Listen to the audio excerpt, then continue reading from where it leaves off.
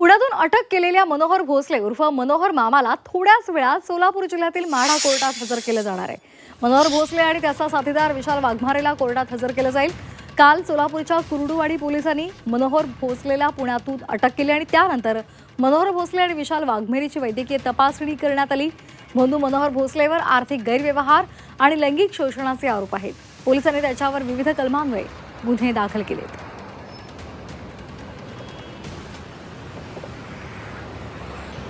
Kurduwadi police station अंतर्गत 192/26 एक गुन्हा दाखल झालेला आहे।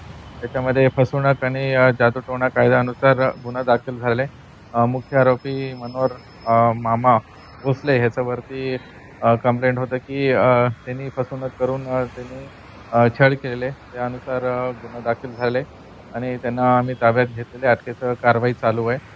ह्याच्या अगोदर पण त्यांच्यावरती 21 मध्ये 4 गुन्हे दाखल झाला होता।